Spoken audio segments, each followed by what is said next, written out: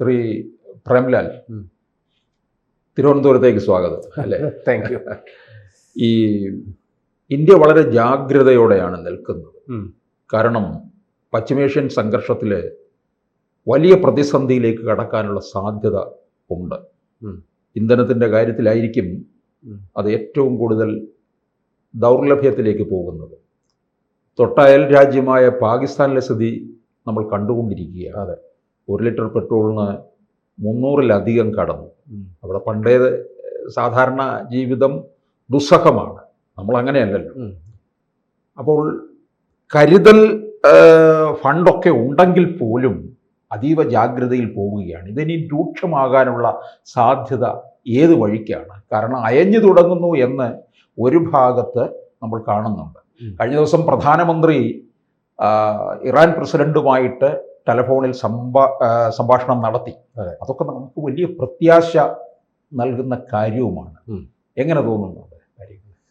ഈ പ്രതിസന്ധി ഉടനെ എങ്ങും പരിഹരിക്കാനുള്ള സാധ്യത, വിദൂര സാധ്യതയാണ് ഇപ്പോഴുള്ളത്. കാരണം ഇന്ധന പ്രതിസന്ധി അതിപ്പോൾ 1 ദിവസത്തെ 2 ദിവസത്തെ ഒരു യുദ്ധം ഉണ്ടാകുന്ന പ്രതിസന്ധി പോലും ആ സപ്ലൈ ചെയിനിൽ ഉണ്ടാകുന്ന ഒരു കാലതാമസം ഉണ്ടല്ലോ, അതിൻ്റെ അനന്തരഫലം കുറഞ്ഞതൊരു 1-2 മാസമെങ്കിലും നീണ്ടു നിൽക്കും.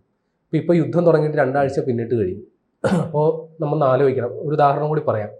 റഷ്യയിൽ നിന്ന് നമ്മൾ ക്രൂഡ് ഓയിൽ കൊണ്ടുവന്നുകൊണ്ടിരുന്നതല്ലോ, നമ്മൾ ഒരു 2-3 മാസം മുമ്പ് അവിടെ അതിൻ്റെ പ്രോസസ്സിംഗ് ഒക്കെ പൂർത്തിയാക്കിയ ഇന്ധനമാണ് 1-2 മാസത്തിന് ശേഷം നമ്മുടെ തീരത്തെത്തുന്നത്. അപ്പോൾ ആ ഒരു ഡിലേ ഈ പറയുന്ന ഇന്ധന ലഭ്യതയുടെ കാര്യത്തിൽ ഉണ്ടാകും. ഇപ്പോൾ ഇന്ന് അവിടെ യുദ്ധം അവസാനിച്ചതെന്ന് തന്നെ ഇരിക്കട്ടെ, അവിടെ സ്ഥിതിഗതികളൊക്കെ പഴയ സ്ഥിതിയിലായി, നമ്മുടെ ഹോർമൂസ് കടലിടുക്ക് അവിടെ പൂർണ്ണ തോതിൽ പ്രവർത്തന സജ്ജമായി എന്ന് തന്നെ ഇരിക്കട്ടെ. അങ്ങനെയാണെങ്കിൽ പോലും ഇവിടെ ഇന്ധന പ്രതിസന്ധിക്ക് പരിഹാരം ഉണ്ടാകാൻ കുറഞ്ഞത് 1 മാസമെങ്കിലും വേണ്ടിവരും. കാര്യം ആ സംഗതികളെല്ലാം പൂർവ്വസ്ഥിതിയിലായി, ആ ചരക്ക് ഇവിടെ എത്തി, നമ്മുടെ റിഫൈനറികൾ പൂർണ്ണ തോതിൽ സജ്ജമായി ഉള്ള അങ്ങനെയാണ്. പക്ഷെ ഇന്ത്യയെ സംബന്ധിച്ച് ആശ്വസിക്കാനുള്ളൊരു ഘടകം, നമുക്കൊരു 4 ആഴ്ചയെങ്കിലും കാര്യങ്ങൾ ഓടിച്ചുകൊണ്ട് പോകാനുള്ള ബഫർ സ്റ്റോക്ക് ഉണ്ട്. അതാണ് നമ്മുടെ ഒരു ആത്മവിശ്വാസം. ഇപ്പോഴും നമ്മൾ പറയുന്നത് യാതൊരുവിധ ദൗർലഭ്യവുമില്ല. പക്ഷേ സമൂഹ മാധ്യമങ്ങൾ ഇപ്പോൾ പഴയ പോലല്ല, നമ്മുടെ നിയന്ത്രണത്തിലുള്ള സംഗതികളല്ല. പക്ഷേ യാഥാർത്ഥ്യവും അങ്ങനെ തന്നെയാണ്. ആളുകൾ വല്ലാണ്ട് പാനിക് ആയിട്ടുണ്ട്. ഇപ്പോൾ പാചകവാതക വിതരണ ബുക്കിങ്ങുകൾ 10 മടങ്ങ് വർദ്ധിച്ചു. സമയം അനുവദിച്ചിട്ടുണ്ട്. അല്ല, ബുക്കിങ്ങുകൾ ആളുകൾ വല്ലാണ്ട് പാനിക്കായി, ഇത് കിട്ടാതിരിക്കുമോ? വാസ്തവത്തിൽ അങ്ങനെ ഒരു പ്രശ്നം ഇല്ല എന്നാണ് കേന്ദ്ര സർക്കാർ പറയുന്നത്. എന്നാലും നമ്മുടെ പൊതുജനം ചിന്തിക്കുന്നത് അങ്ങനെയാണ്. എത്രയും പെട്ടെന്ന് മറ്റുള്ളവന്റെ പ്രശ്നങ്ങൾ പരിഹരിച്ചില്ലെങ്കിൽ സ്വന്തം കാര്യം സിന്ദാബാദ് എന്നുള്ളതാണല്ലോ നമ്മുടെ രീതി. നമ്മുടെ കാര്യങ്ങൾ സ്മൂത്തായിട്ട് നടക്കണം. അതുകൊണ്ട് യുദ്ധം അവിടെ നടന്നോട്ടെ, നമ്മുടെ കാര്യങ്ങൾ സുഖമായി നടക്കട്ടെ എന്ന് കരുതി നമ്മൾ LPG ബുക്കിംഗ് ഒക്കെ വല്ലാണ്ട് കൂട്ടിയിട്ടുണ്ട്. ഏതായാലും ഇപ്പോൾ ഈ പ്രതിസന്ധി കുറെ കൂടി വഷളാകും എന്ന് പറയുന്നതിന്റെ കാരണം, ഇപ്പോൾ അമേരിക്കൻ പ്രസിഡന്റ് ട്രംപ് തന്നെ വിശേഷിപ്പിച്ച ഒരു പദപ്രയോഗമുണ്ട്, ജുവൽ ക്രൗൺ, അല്ലെങ്കിൽ നമ്മുടെ കിരീടത്തിൽ അണിഞ്ഞിരിക്കുന്ന രത്നം. അതിൻ്റെ പേര് ഖാർഗ് ഐലൻഡ്സ്. ഇറാൻ്റെ അവരെ ഇപ്പോൾ ലോകത്തെ ഏറ്റവും വലിയ എണ്ണ സമ്പത്തുകളുടെ രാജ്യങ്ങളുടെ കൂട്ടത്തിൽ പരിഗണിക്കുമ്പോൾ ഇറാൻ 4ാം സ്ഥാനത്തുള്ള ഒരു രാജ്യമാണ്.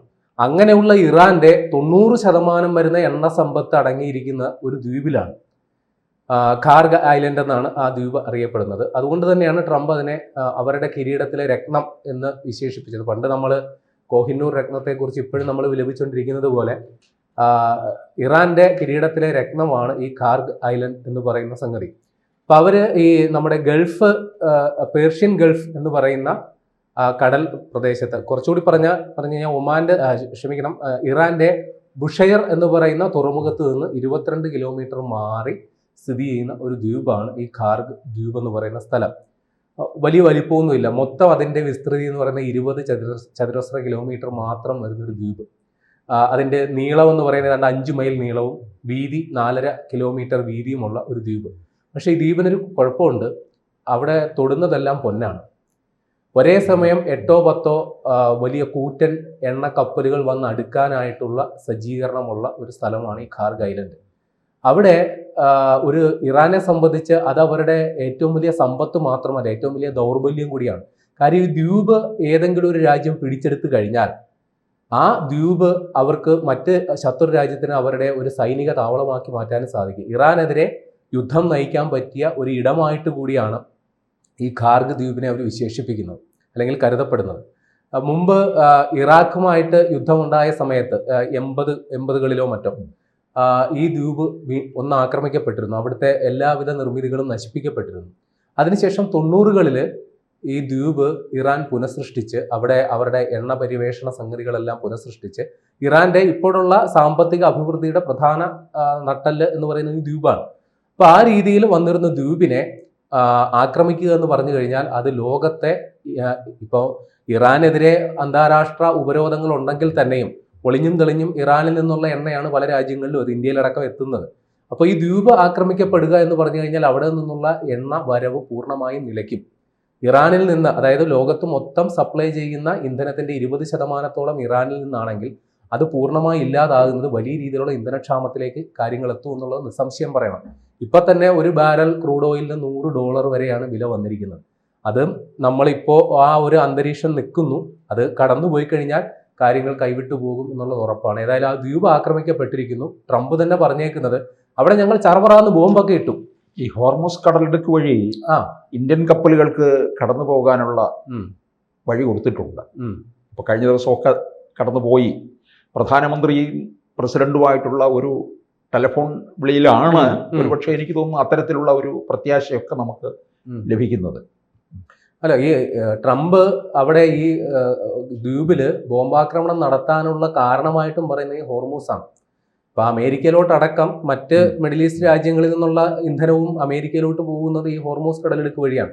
അപ്പൊ അവിടെ ഈ ഇറാന്റെ IRGC സേന അവർക്ക് പരമാധികാരം കൊടുത്തേക്ക്. അവരാണ് അവിടെ ഇപ്പൊ അവിടുത്തെ തന്നെ നമ്മുടെ അമേരിക്കയുടെ തന്നെ പീറ്റർ ഹീറ്റ്സേക്ക് എന്ന് പറയുന്ന അവരുടെ പ്രതിരോധ സെക്രട്ടറി പറയുന്നത് ഇപ്പോൾ ഹോർമൂസ് കടലിടുക്ക് പൂർണ്ണമായും സ്വതന്ത്രമാണ്. പക്ഷേ ഇറാൻ സേന ചില വെടിവെപ്പുകൾ നടത്തുന്നുണ്ട്. അതൊഴിച്ചു കഴിഞ്ഞാൽ ഈ ഡ്രോൺ ആക്രമണവും മിസൈൽ ആക്രമണവും അത്തരം ഭീതികളൊന്നും ഇല്ല. അപ്പോൾ അത് സ്വതന്ത്രമാണ് എന്ന് പറയുമ്പോൾ തന്നെയും അമേരിക്കയ്ക്ക് ഇപ്പോഴും ധൈര്യമില്ല ആ ഭാഗത്തു കൂടി ഇന്ധനം കടത്തിക്കൊണ്ടുവരാൻ. അപ്പോൾ നിങ്ങൾ ഹോർമൂസ് കടലിടുക്ക് അടയ്ക്കുകയാണെങ്കിൽ അതിന് പ്രതികാരം എന്ന നിലയിലാണ് ഈ പറയുന്ന ദ്വീപ് ആക്രമിച്ചിരിക്കുന്നത്. ഇപ്പൊ ഇവിടെ നേരത്തെ അമേരിക്കയുടെ ട്രഷറി സെക്രട്ടറി സ്കോട്ട് ബെസന്റ് പറഞ്ഞിരുന്നു, ഒന്നെങ്കിൽ ഒരു അന്താരാഷ്ട്ര സേന അല്ലെങ്കിൽ അമേരിക്കൻ സേന തന്നെയോ അവർ എസ്കോർട്ട് കൊടുത്തുകൊണ്ട് ചരക്ക് കപ്പലുകളെ കടത്തിക്കൊണ്ട് പോകുമെന്ന് പറഞ്ഞിരുന്നു. ആ ഒരു പ്രഖ്യാപനം വന്നു. പക്ഷേ അമേരിക്കയുടെ ഊർജ്ജ സെക്രട്ടറി പറഞ്ഞത് അതിപ്പോൾ ചെയ്യുന്നത് വലിയ അപകടകരമാണ്. കാര്യം അങ്ങനെ ഒരു സംഭവം ഉണ്ടാകാനായിട്ടുള്ള ഒരു അന്തരീക്ഷത്തിലേക്ക് കാര്യങ്ങൾ എത്തിയിട്ടില്ല. എന്നിരുന്നാലും അവരുടെ പ്രതിരോധ സെക്രട്ടറി ഇപ്പോൾ പറയുന്നു ഇപ്പോൾ സ്വതന്ത്രമാണ്. ഏതിരുന്നാലും ഇന്ത്യയെ സംബന്ധിച്ച് ആശ്വസിക്കാനുള്ളത് ഇന്ത്യക്ക് 2 കപ്പലുകൾ LPG കയറ്റിയ, ഏതാണ്ട് 40,000 മെട്രിക് ടൺ 4 ലക്ഷം മെട്രിക് ടൺ LPG കയറ്റിയ ഒരു കപ്പൽ ഇന്ത്യൻ നാവികസേനയുടെ അകമ്പടിയോടെ ഈ ഹോർമൂസ് കടലിടുക്ക് കടന്നു. മറ്റൊരു ലൈബീരിയൻ പതാക, അതാണ് ഏറ്റവും രസകരമായി, ഇന്ത്യൻ പതാകയല്ല, ലൈബീരിയൻ പതാകയിലുള്ള ഇന്ത്യയിലേക്കുള്ള ഒരു ചരക്ക് കപ്പൽ ഇതിനോടകം തന്നെ മുംബൈയിൽ എത്തിയിട്ടുണ്ട്. അപ്പൊ ഈ ഹോർമൂസ് എന്ന് പറയുന്ന സംഗതി ഒരു ടേണിംഗ് പോയിന്റ് ആയിട്ട് അവിടെ നിൽക്കുന്നത്. ഇറാൻ ഇപ്പോഴും ഈ യുദ്ധത്തിനൊരു പിടിവള്ളി ഈ ഹോർമൂസ് കടലിടുക്ക് അങ്ങനെ നിൽക്കുന്നത് തന്നെയാണ്. പക്ഷെ ഇന്ത്യക്ക് ഇപ്പോഴും ആശ്വസിക്കാനുള്ളത് ഇന്ത്യയിലുള്ള ഇറാന്റെ അംബാസഡർ പറഞ്ഞ വാക്കുകൾ വളരെ പ്രസക്തമാണ്. പറഞ്ഞത്, ഇന്ത്യ ഞങ്ങളുടെ സൗഹൃദ രാഷ്ട്രമാണ്, ഞങ്ങൾ അനുഭവിക്കുന്ന ദുരിതം അത് ഇന്ത്യക്കാർ അല്ലെങ്കിൽ ഇന്ത്യക്കാരുടെ ദുരിതം ഞങ്ങളുടെ ദുരിതവുമാണ്. ഇന്ത്യ ഞങ്ങളുടെ സൗഹൃദ രാഷ്ട്രമാണ്. ഇപ്പോൾ മാത്രമല്ല വീണ്ടും ആ ഒരു സൗഹൃദം ഞങ്ങൾ പാലിക്കും. അതിനു വേണ്ടിയിട്ട് എല്ലാ ഇന്ത്യയിലോട്ടുള്ള ചരക്ക് കപ്പലുകൾക്കുള്ള എല്ലാ സംരക്ഷണവും ഞങ്ങൾ ഉറപ്പു നൽകും എന്നാണ് ഇറാൻ അംബാസഡർ, ഇന്ത്യയിലുള്ള ഇറാൻ അംബാസഡർ പറഞ്ഞു. ഏതായാലും നമ്മളെ സംബന്ധിച്ച് ഏതാണ്ട് 27ഓളം ചരക്ക് കപ്പലുകൾ ഹോർമൂസ് കടലിടുക്കിൽ പെട്ടുകിടപ്പുണ്ട്. 2 നേരത്തെ ഒരെണ്ണം വന്നു, 2 കൂടി റിലീസ് ചെയ്യും എന്നുള്ളത് പറയുന്നു. അപ്പോൾ അത് വരുന്നതോടുകൂടി താൽക്കാലികമായി ഈ ഇന്ധന പ്രതിസന്ധിക്ക് ഒരു പരിഹാരം ഉണ്ടാകും, നമുക്ക് തൽക്കാലം ആശ്വസിക്കാം. പക്ഷേ നേരത്തെ പറഞ്ഞതുപോലെ ഈ അമേരിക്കൻ പ്രസിഡന്റ് ഇപ്പോൾ കൈക്കൊണ്ടിരിക്കുന്ന നടപടി, ഇറാനിൽ നിന്നുള്ള ഇന്ധന പ്രൊഡക്ഷൻ നടക്കുന്ന ആ ദ്വീപ് അമേരിക്കയുടെ കൈവശം വെക്കുകയാണെങ്കിൽ ഇപ്പോൾ അതിനുള്ള നടപടികളിലേക്കും പോകുന്നുണ്ട്. കൂടുതൽ യുദ്ധ കപ്പലുകൾ ആ മേഖലയിലേക്ക് അയക്കാനായിട്ട് അമേരിക്കൻ പ്രസിഡന്റ് തീരുമാനമെടുത്തതായിട്ട് പറയുന്നു. കൂടുതൽ മറൈനുകൾ, അത് പ്രത്യേകം ശ്രദ്ധിക്കണം. അതായത് ഞാൻ നേരത്തെ പറഞ്ഞ പോലെ ഈ ദ്വീപ് അമേരിക്ക ഒരു സൈനിക താവളമാക്കി മാറ്റുന്നുണ്ടോ എന്നുള്ള ആശങ്കകൾക്കിടയിലാണ് കൂടുതൽ മറൈനുകൾ അങ്ങോട്ടേക്ക് വരാനായിട്ടുള്ള ഒരു നിർദ്ദേശം കൂടി വന്നിരിക്കുന്നത്. അങ്ങനെയാണെങ്കിൽ ഈ യുദ്ധം ട്രംപ് തുടങ്ങിയപ്പോൾ പറഞ്ഞത് ഒരു ലിമിറ്റഡ് ആയിട്ട് പരിമിതമായ സമയത്തിനുള്ളിൽ തുടങ്ങി പൂർത്തീകരിക്കാനായിട്ടുള്ള ഒരു യുദ്ധം എന്ന നിലയിലാണ് ഞങ്ങൾ തുടങ്ങുന്നതെന്ന് പറയുന്നു. പക്ഷേ പുതിയ സാഹചര്യങ്ങൾ വെച്ച് നോക്കുമ്പോൾ ഇറാനിൽ ഒരു ഭരണാധികാരി മാത്രമേ മാറിയിട്ടുള്ളൂ, ഭരണകൂടം ഇപ്പോഴും അങ്ങനെ തന്നെ ഉണ്ട്. അങ്ങനെ വെച്ച് നോക്കുമ്പോൾ യുദ്ധം അനന്തമായി നീണ്ടുപോവുകയാണെങ്കിൽ നമ്മൾ ഭയപ്പെടേണ്ട സ്ഥിതി നാളുകളാണ് വരാൻ പോകുന്നത്. നമ്മളെ സംബന്ധിച്ച് നമ്മൾക്ക് സുരക്ഷയല്ല പ്രശ്നം, നമ്മുടെ ഇന്ധനം, അതുമായി ബന്ധപ്പെട്ടുള്ള നമ്മുടെ യുദ്ധവും നമ്മുടെ പടിവാതിക്കൽ എത്തി നിൽക്കുന്ന ഒരു അവസ്ഥയിലോട്ട് കാര്യങ്ങൾ എത്തിയിട്ടുണ്ട്.